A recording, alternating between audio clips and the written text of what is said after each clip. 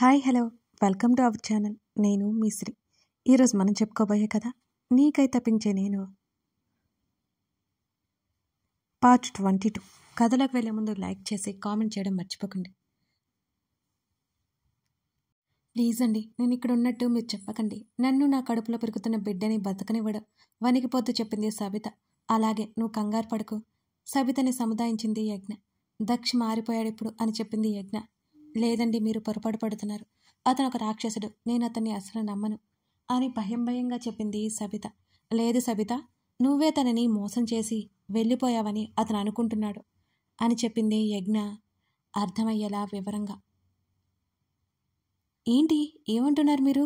ఆశ్చర్యంగా చూసింది సబిత. అవును సబిత, నేను ఒకసారి మా అత్తయ్యని చూడ్డానికి వెళ్ళాను. ఆ రోజు అర్థమైంది, నువ్వు తనని మోసం చేసి చెప్పా పట్టకుండా వెళ్ళిపోయావని. నీ మీద అసహ్యం పెంచుకొని ఉన్నాడు.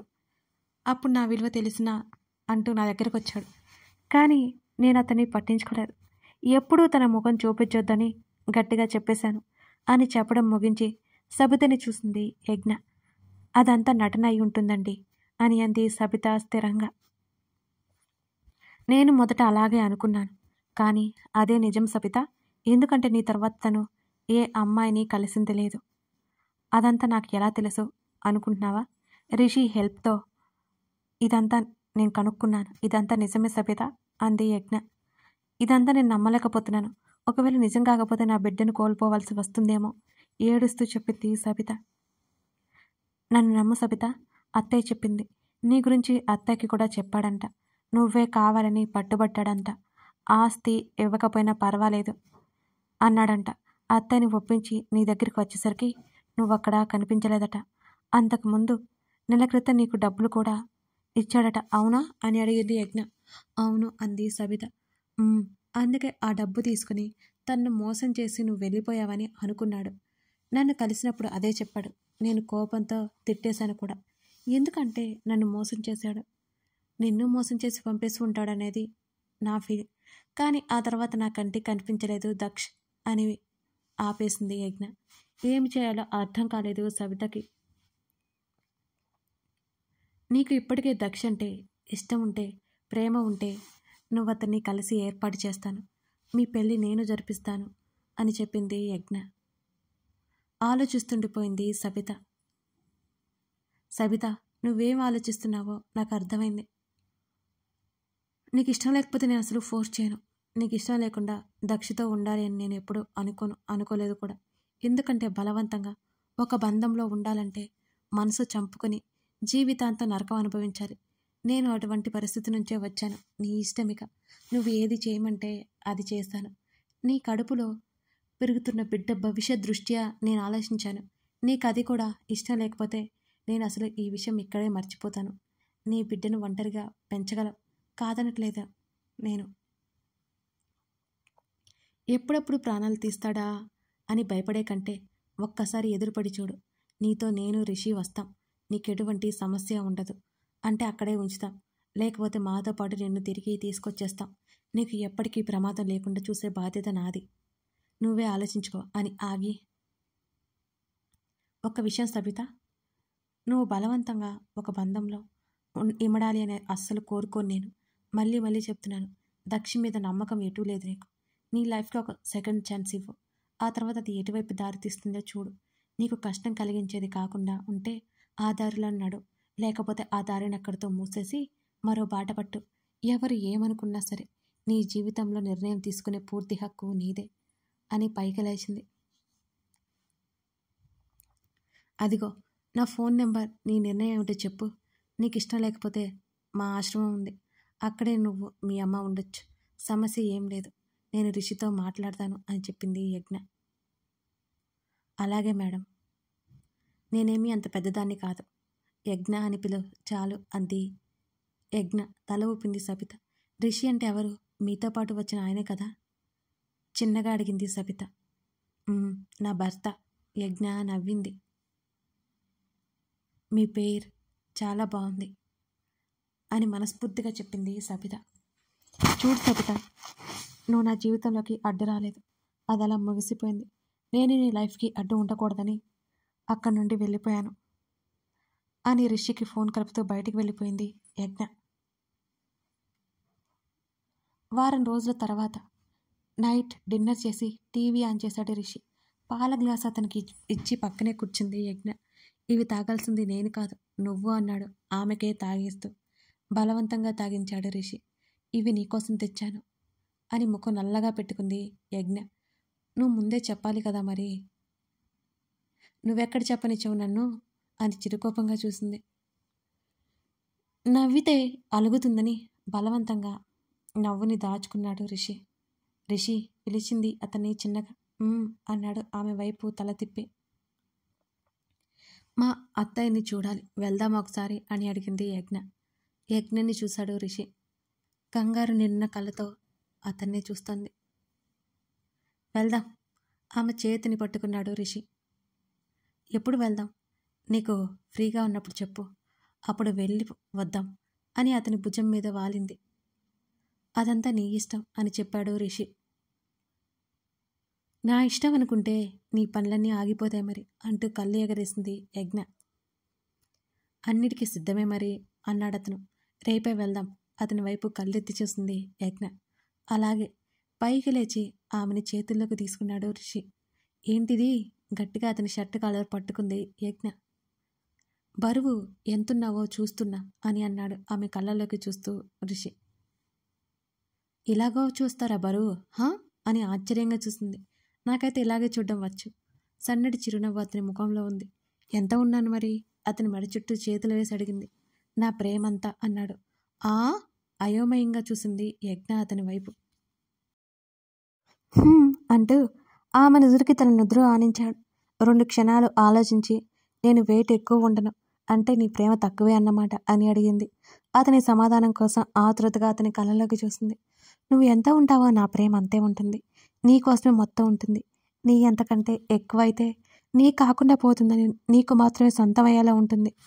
నీకు కాకుండా పోయే ప్రేమ నాలో ఎందుకు? నీకెంత అవసరమైతే అంతే ప్రేమిస్తాను అంటూ ఆమెను చూశాడు. అతని కళ్ళల్లోకి చూస్తూ ఉండిపోయింది. అతని లాజిక్కి ఆ కళ్ళలో అంతులేని ఆరాధన కనబడుతోంది. ఆమెను బెడ్ మీద పడుకోబెట్టాడు. దూరంగా వెళ్తున్న అతని షర్టు కాలర్ పట్టుకుంది యజ్ఞ. అతని సమాధానం మరొకసారి నెమరు వేసుకుని అతని సమాధానానికి నవ్వుకుని సున్నితంగా అతని పెదవుల మీద ఆమె ముద్దు పెట్టుకుంది. మెల్లిగా అతన్ని వదిలి అతని కళ్ళల్లోకి చూసింది ఆమె. ఇది భావ్యమా అన్నాడు రిషి బేరగా ముఖం పెట్టి. ఏది? నవ్వుతూ లేచి కూర్చుంటూ అడిగింది యజ్ఞ. బెడ్కి మరోవైపు చేరి ఆమె ఒడిలో తల పెట్టుకుని పడుకున్నాడు రిషి. చాపిన ఆమె పాదాలను చూస్తూ ఉన్నాడు అతను. చెప్పలేదు? అతని తల నిమురుతూ అడిగింది. ఆమె వైపు తల తిప్పాడు. చెప్పకపోయినా నీకు తెలుసు కదా. ఆమె వేస్ట్ దగ్గర ముఖం దాచుకుంటూ అడిగాడు రిషి. అరే చెప్పకుండా నాకెలా తెలుస్తుంది చెప్పు రిషి. అతని ముఖాన్ని తన వైపుకు తిప్పుకొని అడిగింది ఆశ్చర్యపోతున్నట్టుగా. నీకు తెలుసని నీ పెదవుల మాటన తొంగి చూస్తున్న చిరునవ్వు అడిగితే అదే చెబుతోంది అని అన్నాడు రిషి. ఫక్కున నవ్వేసింది యజ్ఞ. ఆమె నవ్వుని మురిపెంగా చూడసాగాడు రిషి. ఏంటలా చూస్తున్నావు? చాలా అందంగా ఉన్నా.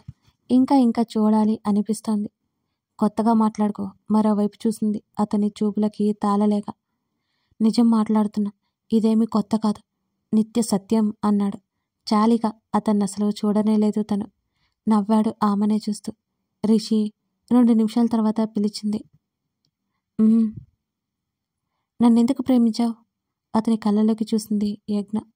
ముందు నువ్వు చెప్పు అని అన్నాడు రిషి. నీ ప్రేమకు దాసోహం అయ్యాను. ప్రేమించకుండా అసలు ఉండలేకపోయాను అని అంటూ చెప్పింది. చిన్నగా నవ్వాడు. మరి నువ్వు? నిన్ను మొదటిసారి ఒక గుడిలో చూశాను. ఇక్కడ కాదు, నానమ్మ వాళ్ళు ఊరు వెళ్ళినప్పుడు. అవునా?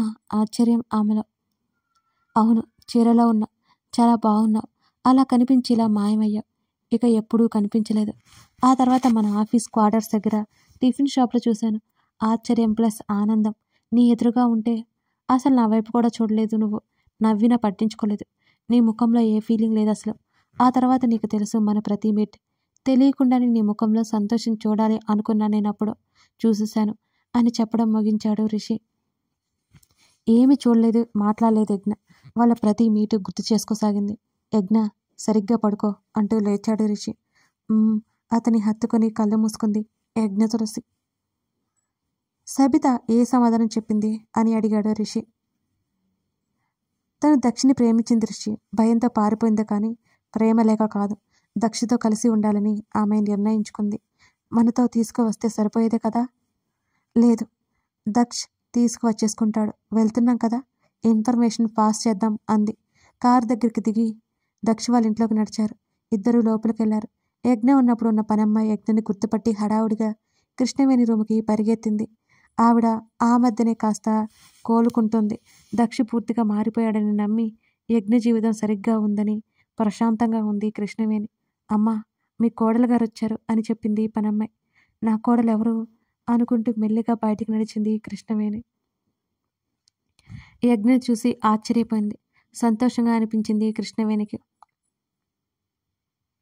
యజ్ఞ అని అంది కన్నీళ్లతో. అత్త అని హత్తుకుంది పరుగున వెళ్ళి. ఎలా ఉన్నావు తల్లి? నేను చాలా బాగున్నాను. నువ్వెలా ఉన్నావు? ఇప్పుడు ఎలా ఉంటుంది నీకు అని అడిగింది. ఇప్పుడు పర్వాలేదు అని అంటూ చెప్పి పనమ్మాయికి కాఫీ తీసుకురమ్మని పురమాయించింది కృష్ణవేణి. నీ భర్త అని అడిగింది రిషిని చూస్తూ. అవునత్తా. నమస్కారం పెట్టాడు రిషి. ఇద్దరు చల్లగా ఉండండి అని అంది మనస్ఫూర్తిగా. కొంత సమయం మాట్లాడింది కృష్ణవేణి. నీ కొడుకు ఎక్కడత్తా అని అంది యజ్ఞ. వాడి గదిలో నుంచి బయటికి రాడు, ఎవరో అమ్మాయి మోసం చేసిందని అని అన్నాడు. ఆ అమ్మాయి కోసం వెతికినా లాభం లేదు, ప్రేమించాడు అట అని అంది కృష్ణవేణి. మరి బిజినెస్ ఎవరు చూసుకుంటున్నారు అని అడిగింది యజ్ఞ. దక్ష చూసుకుంటున్నాడు యజ్ఞ, చాలా మారిపోయాడు అని అంది కృష్ణవేణి. బాధపడకత్తా. బాధ ఏం లేదు యజ్ఞ, వాడు చేసిన దానికి అనుభవిస్తున్నాడు అంతే. కాకపోతే బాధపడుతున్నాడని నా బాధ. ఎంతైనా కొడుకు కదా. పైనుంచి కిందకొచ్చాడు దక్ష్. అక్కడున్న యజ్ఞని రిషిని చూసి అతను ఆశ్చర్యపోయాడు. దక్షిని చూసి ముఖం తిప్పుకుంది యజ్ఞ. యజ్ఞ, బాగున్నావా అని అడిగాడు అతను చిరునవ్వుతో. నువ్వు నా జీవితంలో లేవు కదా, చాలా సంతోషంగా ఉన్నాను అని చెప్పింది యజ్ఞ అతనితో సరాసరి. యజ్ఞ సమాధానానికి రిషి ఆశ్చర్యపోయి చూశాడు. ఏమీ మాట్లాడలేదు దక్ష్. ఇంకా నీకు బుద్ధి రాలేదా? నీ దారి నీదేనా? నీ ప్రేమ కోసం నీ తపన నీకేనా? మీ అమ్మని సరిగ్గా చూసుకోవాలని జ్ఞానం కూడా లేదా నీకు అని చిరాగ్గా అడిగింది. నన్ను బాగానే చూసుకుంటున్నాడు యజ్ఞ అని అంది కృష్ణవేణి. నీకు కొడుకు గురించి నాకు తెలీదా? నీకే పూర్తిగా తెలియదు అని అంది యజ్ఞ. లేదు యజ్ఞ, నువ్వు పొరపాటుపడుతున్నావు. నేను ఇదివరకులా లేను. నా అలవాట్లన్నీ మారిపోయాయి. నేనే మారిపోయాను అని బాధగా చెప్పాడు దక్ష్. లేదు, నువ్వు మారలేదు. ఇంకా ఆ అమ్మాయిని వెతికిస్తున్నావెందుకు? నిన్ను కాదని వెళ్ళిపోయింది కదా, దొరికితే చంపేద్దామనుకుంటున్నావా అని కోపంగా అడిగింది యజ్ఞ. యజ్ఞ ఇంటెన్షన్ ఏంటో అర్థమైంది రిషికి. మౌనంగా జరిగేది చూస్తున్నాడు. యజ్ఞ, నువ్వేం మాట్లాడుతున్నావు అని అడిగింది కృష్ణవేణి. నీకేం తెలియదు అత్తయ్య, నీ కొడుకు ఆ అమ్మాయిని చంపేస్తాడు ఖచ్చితంగా అని అంది. లేదు యజ్ఞ, నువ్వు పొరపాటు పడుతున్నావు. సబిత నేనెందుకు చంపేస్తాను? నీకంటే నా లైఫ్లో ముందు నుండి ఉంది. ఎందుకు వెళ్ళిపోయిందో తెలియదు. కోపం వచ్చింది మాత్రం నిజమే, కానీ తను ఎక్కడికి వెళ్ళిందో తెలుసుకోవాలని నా ప్రయత్నం. తనకి వాళ్ళ అమ్మ తప్ప ఎవరూ లేరు. తను నేను పెళ్లి చేసుకోవాలి అనుకున్నాను అని చెప్పాడు కంగారుగా తల్లి వైపు చూస్తూ. నువ్వు ఏదో చేసి ఉంటావు కదా అని అడిగింది యజ్ఞ. ప్రామిస్ యజ్ఞ, నేనేం చేయలేదు తన్ని. అసలు ఎందుకు వెళ్ళిపోయిందో ఇప్పటికీ తెలియదు నాకు. తన ఎక్కడుంటుందో ఏమి చేసిందో కూడా నాకు తెలియదు అసలు. ఎప్పుడూ తను చెప్పలేదు అని అన్నాడు నమ్మకంగా. ఏమీ తెలియకుండానే తనతో జీవితం పంచుకుందాం అనుకున్నావా నువ్వు? కోపంగా అడిగింది యజ్ఞ. ఏమీ మాట్లాడలేదు దక్ష్. కథ కొనసాగుతుంది. మరి ఇప్పుడు నిజంగానే దక్ష్ మారిపోయాడా? యజ్ఞ ముందు తన తల్లి ముందు అలా నటిస్తున్నాడా? యజ్ఞ అయితే దక్షిని సబితని కలపాలి అనుకుంటోంది. మరి దక్ష్ ఇప్పుడు ఆమెను దగ్గరికి తీసుకుని యజ్ఞ నమ్మకాన్ని నిలబెట్టుకుంటాడా లేదా తెలియాలి అంటే తర్వాత భాగం చూడాల్సిందే. కథ నచ్చితే లైక్ చేసి కామెంట్ చేయడం మర్చిపోకండి. అలాగే సబ్స్క్రైబ్ చేసుకోండి. Thank you for watching this video.